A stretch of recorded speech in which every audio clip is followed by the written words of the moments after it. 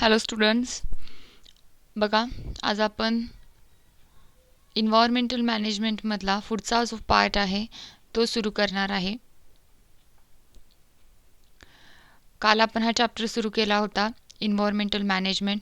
काही महत्त्वाच्या कन्सेप्ट आपण पाहिलेल्या आहेत. बराचसा भाग यातला तुमच्या पुस्तकातला ह्या चॅप्टरमधला काढून टाकलेला आहे. मी जसं जसं शिकवत आहे तसं जसं सांगत आहे. टाईप ऑफ द पोल्युशन क्वेश्चनमध्ये विचारले आणि नॅचरल आणि आर्टिफिशियल पोल्युशन म्हणजे काय आहे, तर आपल्याला हे इथे खाली समजून जाईल. ह्या पेजवरचा जो भाग काढला आहे, हा चार्ट जो कंप्लीट करायचा आहे, हा भाग स्किप केलेला आहे, काढून टाकलेला आहे. हा एवढाच भाग आपल्याला आत्ता बघायचा आहे. Pollution is a broad concept. Various type of the pollution like that air, water, sound, soil, thermal, light pollution occur around us. Pollution म्हणजे प्रदूषण एक व्यापक अशी संकल्पना आहे, ब्रॉड कन्सेप्ट आहे. मग पोल्युशनचे टाईप कुठले पडतात, तर एअर आहे, वॉटर आहे, sound, soil, thermal, light pollution आहे, हे सगळे प्रकार आहेत. Ultimate adverse effect of all these is on existence of all the living organism, and out of this environmental conservation has become the need of our hour. आपल्याला environmental कन्झर्वेशनची म्हणजे पर्यावरणीय संवर्धनाची गरज का आहे याचं उत्तर इथं मिळून जातं आहे. तर ॲडवर्स इफेक्ट ह्या सगळ्या पोल्युशनचे मानवाच्या अस्तित्वावर किंवा इतर जे प्राणी पृथ्वीवर राहत आहेत त्यांच्या अस्तित्वावर परिणाम होत आहे. एक्झिस्टन्स, अस्तित्व याच्यावर परिणाम होत आहे. म्हणून आपल्याला पर्यावरणीय संवर्धन करणं, इन्व्हायरमेंटल कन्झर्वेशन करणं महत्त्वाचं आहे. ठीक आहे, आता खालच्या हे वरचा भाग कमी झालेला आहे. आता डू यू नो हा भाग काढून टाकलेला आहे. अ पीक टू हिस्ट्री म्हणजे इतिहासात डोकवताना, आणि हा खालचा कम्प्लीट द चार्ट एवढे भाग काढून टाकलेला आहे. ह्या पेजवरचा आपल्याला फक्त need of the environmental conservation पाहायचं आहे. तरी आपण एकदा चेक करूया कुठले भाग कमी झालेले आहेत ते कन्फर्म करून घेऊ. मी पाहिलेलं आहे तरीसुद्धा आपण एकदा बघूया.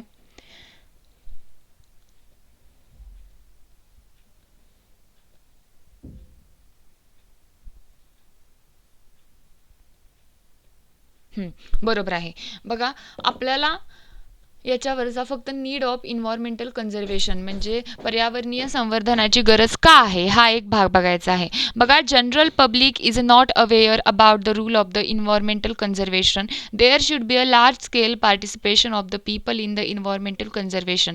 It will be possible to the answer of the environmental problem only if the environmental protection conservation become an effective public movement.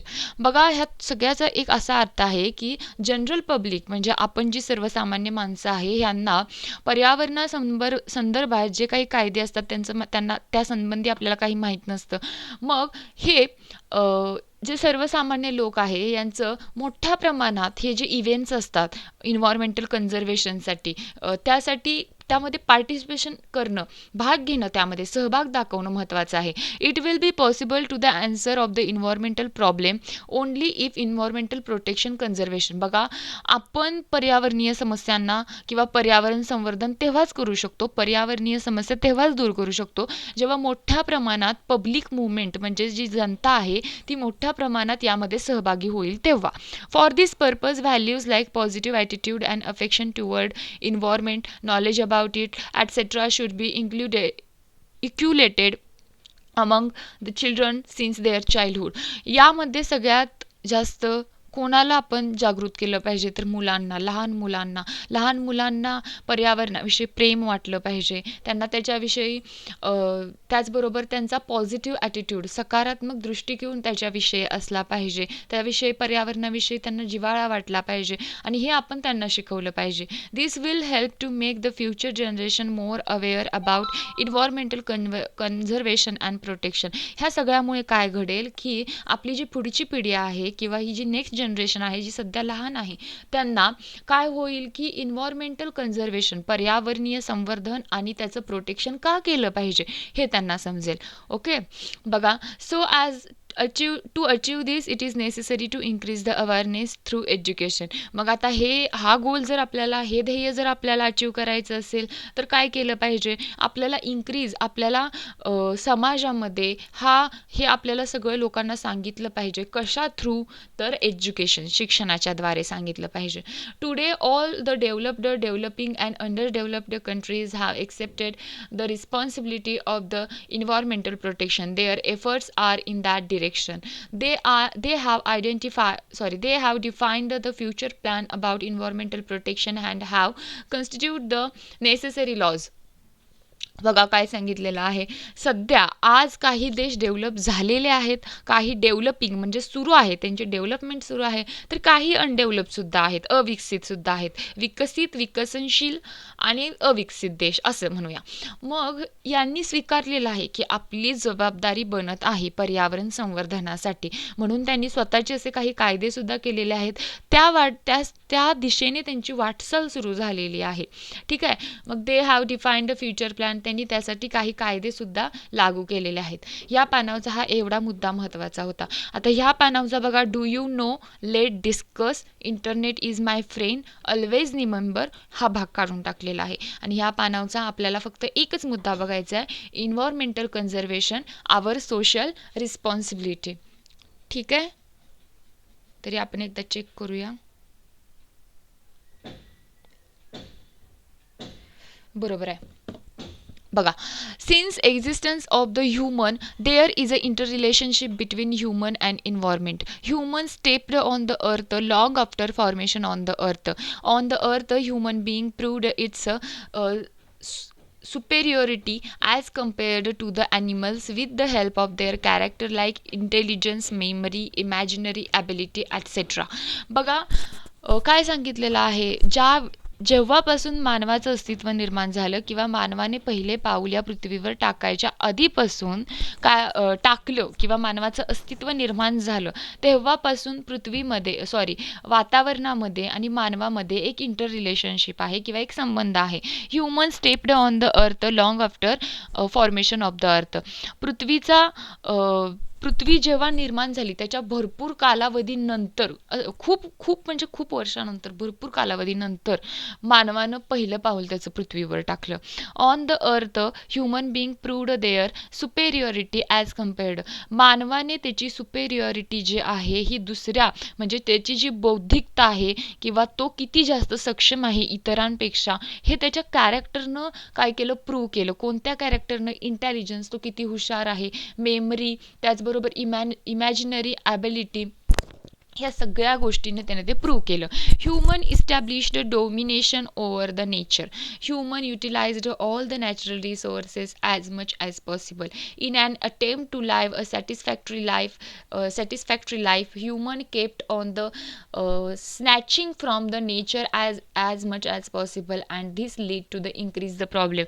थोडक्यात सांगायचं झालं तर मानवाला तो अतिशय स्वतःला एक तो बुद्धिशील असा प्राणी समजतो आणि तो आहे सुद्धा, पण याच गोष्टीचा वापर करून त्याने इन्व्हायरमेंटमध्ये असणारे नॅचरल रिसोर्सेस एवढ्या मोठ्या प्रमाणात वापरले की त्याचा परिणाम हा पर्यावरणावर व्हायला लागलेला आहे.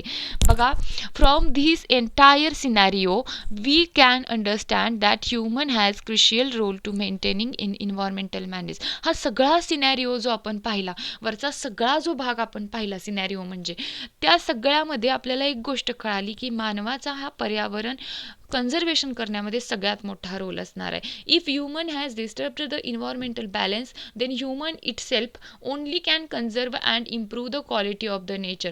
मानवच एक असा आहे, मानव जर हे पर्यावरण दूषित करत असेल, जर पर्यावरणाचा ऱ्हास करत असेल, तर मानवाच्याच हातात आहे की त्यानं त्याचं संवर्धनही केलं पाहिजे, त्याचं संरक्षणही केलं पाहिजे. Many times general public is a known that it activities are harmful to the environment and therefore unknowingly many activities happen. काही काळापूर्वी जर तुम्ही बघितलं, मोठ्या प्रमाणात वृक्षतोड झाली, ठीक आहे, पण हे अजाणतेपणी होत गेलं, की त्याचा किती परिणाम होईल हे लोकांना त्यावेळी लक्षात नाही आलं. पण त्याचे परिणाम आपण पाहायला सुरू झाले काही वर्षांपासून. आणि तेव्हापासून आपल्या लक्षात आलं, की आता आपण झाडं लावली पाहिजेत. मग झाडे मोठ्या प्रमाणात आता लावली जाऊ लागली आहेत. म्हणजे असं होत आहे, की काही वेळेला मानवाला त्याचे परिणाम होणारे माहीत नसतात. त्याच्या हातून ते अजाणतेपणी होत जात असतं. पण काही कालावधीनंतर त्याचे परिणाम घडून येतात, दिसून येतात त्याला आणि तेव्हा त्याला समजतं, की हे आपण पर्यावरणाचं संवर्धन केलं पाहिजे. ठीक आहे. आता बघा, ह्या पानावरचा जो फक्त खालचा जो भाग आहे हा चौकटीतला हा काढून टाकलेला आहे. वरचा आपण बघायचा आहे. The big history, big story of the small man. एका सामान्य माणसाची एक मोठी गोष्ट बघा. Jadav Molai Payeng is highly capable person in the Assam. Jadav Molai Payeng हे एक सामान्य माणूस होते किंवा हायली कॅपेबल पर्सन होते आसाममधले. Born in 1963. त्यांचा जन्म 1963 झाला. He is a working as the forest worker since the age of the 16 year. 16 वर्षाच्या वयापासून त्यांनी फॉरेस्ट वर्कर, जंगलातील जे कामगार असतात ते म्हणून ते काम करायला लागले. Once large number of the snakes died in the flood of the Brahmaputra river following by the village. बघा, एकदा काय झालं, ब्रह्मपुत्रा नदीला महापूर आल्यामुळे, आसाममधली जी आहे, आल्यामुळे काय झाले, मोठ्या प्रमाणात साप तिथे मरून पडले. As a preventive measure Molai planted 20 bamboos plantlet. मग प्रिव्हेंटिव्ह मेजर घेतले पाहिजे, त्याच्यावर मात केली पाहिजे म्हणून त्यांनी 20 बांबूची झाडे लावली. In 1979 the local social forestry department began a social afforestation project on the 200 hectares of land. 200 acre जमीनमध्ये काय केलं, तिथल्या फॉरेस्ट ऑफ डिपार्टमेंटनं तिथे एक प्रोग्राम सुरू केला, एक प्रोजेक्ट सुरू केला झाडे लावण्याचा. Molai was one of the few forest worker who were looking after this project. त्या प्रोजेक्टमध्ये काम करणारे मोलाई हे सुद्धा एक कामगार होते. Molai constitute to the plant the trees even after completion of the project. बघा, तो प्रोजेक्ट पूर्ण झाल्यानंतरही मोलाई यांनी त्यांचं काम सुरू ठेवलं. As a result his continuous work of the planting and caring of the trees the barren area witness the forest over the 1316 acres. बघा, त्यांचं हे काम कंटिन्युअसली सुरू राहिलं त्या प्रोजेक्टनंतरही. त्याच्यामुळे काय झालं, तिथं 1360 एकर एवढ्या जमिनीमध्ये फॉरेस्ट तयार केलं त्यांनी, जंगल स्वतः तयार केलं.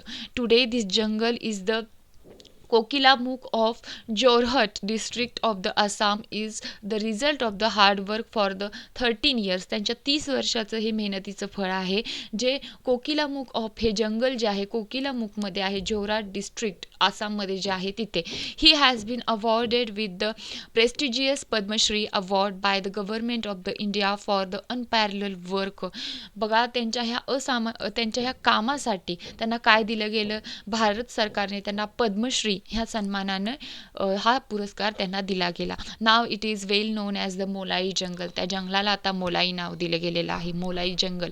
Many people come together to destroy the forest but a single person is if determined can establish a new forest. एक जंगल तोडण्यासाठी खूप माणसे समोर येत असतात किंवा खूप जण मिळून एक जंगल तोडत असतात, पण एक माणूसच पुरेसा असतो एक जंगल तयार करण्यासाठी. बघा, विचार करण्यासारखी गोष्ट आहे ही. आपण मी तुम्हाला असं म्हणेन, तुम्ही जंगल तयार करू नका, परंतु तुम्ही काय करा, किमान झाडे तरी लावा, म्हणजे पर्यावरणाचं कन्झर्वेशन होण्यासाठी मदत होईल. आता इन्व्हायरमेंटल कन्झर्वेशन अँड बायोडायव्हर्सिटी हे काय आहे बघायचं आहे. म्हणजे पर्यावरणीय संवर्धन आणि बायोडायव्हर्सिटी, जैवविविधता काय आहे. Most harmful effect of the environmental pollution occur on the living organism. Have you seen some example of this area? Our living world has been richly diverse. It considered as variety of plants and animal. However, we are not able to see some specific animal about which we had listened from our earlier generation. Who is the responsible for this? बघा, काय सांगितलेलं आहे त्यांनी आपल्याला, की या सगळ्याचा थोडक्यात एक अर्थ आहे की या पर्यावरणामध्ये वनस्पती प्राण्यांच्या भरपूर जाती प्रजाती आहेत, पण त्या काही आता नष्ट होत चाललेल्या आहेत. याला रिस्पॉन्सिबल कोण, याला कारणीभूत कोण?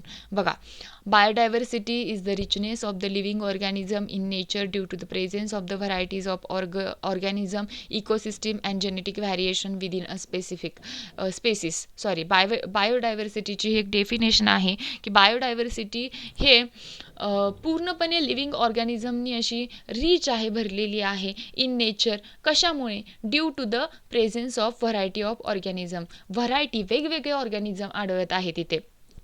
त्याचसोबत इकोसिस्टीम अँड जेनेटिक व्हॅरिएशन. त्याचबरोबर आपली जी इकोसिस्टीम आहे, परिसंस्था, त्याच्यामध्ये सुद्धा काय होत आहे की वेगवेगळे पण दिसते. जेनेटिक व्हॅरिएशन, अनुवंशिक विविधता दिसत आहे. ठीक आहे. Biodiversity occur at 3 different level. ह्याच्यावर क्वेश्चन विचारला जाऊ शकतो की कोणकोणते 3 डिफरंट लेवल आहेत. तर पहिला जो आहे ते जेनेटिक डायव्हर्सिटी आहे. बघा, अनुवंशिक विविधता जी आढळते ती. Occurrence of diversity among the organism of the same species is the genetic diversity. For example, each human being is different from other. Possibility of the wiping out the species arises if there decrease in the diversity within the species whose number involved in the sexual reproduction. बघा, इथे काय सांगितलेलं आहे की ह्या diversity जी आहे ही प्राण्यांमध्ये आढळते. एकच स्पेसिस असलेली, एकच प्रजाती असलेली प्राण्यांमध्ये जेनेटिक डायव्हर्सिटी आढळून येते. फॉर एक्झाम्पल, सगळे जे ह्युमन बिंग्स आहेत, माणसं आहेत, ती सारखी दिसतात का? नाही. तुम्ही वेगळे दिसता, मी वेगळे दिसते, बाकीचे सगळे आसपासचे वेगळे दिसतात. थोडासा त्यांच्यात सिमिलरनेस असतो किंवा सारखेपणा असतो. Possibility of wiping out the species arises if there is a decrease in the diversity within the species whose number involve the sexual reproduction. बघा, आपण काय होतंय, जर हे स्पेसिस इफ द डिक्रीज, ही जी डायव्हर्सिटी आहे ही डिक्रीज होत चाललेली आहे, त्यांचं जे कन्झर्वेशन आहे, त्यांचं जे संवर्धन आहे ते करणं आपल्याला जास्त गरजेचं आहे. Species diversity. आता स्पेसिस डायव्हर्सिटी म्हणजे प्रजातीमध्ये आढळणारी विविधता. बघा, innumerable species of organism occur in the nature. बघा, इन्युमरेबल बघा, मग काय सांगितलेलं आहे, this is called the species diversity. Species diversity included various type of the plant. आता स्पेसिस डायव्हर्सिटी म्हणजे जे प्रजाती, वेगवेगळ्या प्रकारच्या प्रजाती ज्या आढळत असतात. वनस्पतींमध्ये प्रजाती असणार, ॲनिमलमध्ये प्रजाती असणार, मायक्रो ऑर्गॅनिझममध्ये असणार, त्यालाच आपण स्पेसिस डायव्हर्सिटी म्हणणार. Ecosystem diversity. बघा, परिसंस्थेमध्ये जी काही घडून येते ती. Many ecosystem are present in the earth region. बघा, पृथ्वीवर भरपूर प्रमाणात इकोसिस्टीम प्रेझेंट आहेत. Ecosystem is a formed through the interaction between. हे आपण सुरुवातीलाच बघितलं की वनस्पती, प्राणी, त्यांची जी राहण्याची ठिकाणं आहेत, चेंजेस होतात इन्व्हायरमेंटमध्ये, ह्या सगळ्यामध्ये जे इंटरॅक्शन घडून येतं त्यापासून ही इकोसिस्टीम बनते. Each ecosystem has its own characteristic, animal, plant, microbe and abiotic character. प्रत्येक इकोसिस्टीममध्ये वेगवेगळे प्राणी असणार, ॲनिमल असणार, मायक्रोज असणार. एका इकोसिस्टीममध्ये जे असतील तेच दुसऱ्या सिस्टीममध्ये असतील असं असेल का? नाही. ठीक आहे. आणि इकोसिस्टीमचे 2 प्रकार असतात, नॅचरल आणि आर्टिफिशियल, नैसर्गिक आणि मानवनिर्मित. हा खालचा भाग काढून टाकलेला आहे. बघा, आता खालचं जे आहे, राहिलेला भाग जो आहे तो आपण उद्याच्या व्हिडिओमध्ये पाहायचा आहे. आजच्या भागामध्ये जर कोणाला काही शंका असेल तर नक्की विचारा. आणि मला अजून मागच्या चॅप्टरचा एक्झरसाइज कोणी पाठवून दिलेला नाही, लवकरात लवकर तो पाठवून द्या. मी नोंद ठेवणार आहे कोण कोण पाठवत आहे ते. थँक्यू.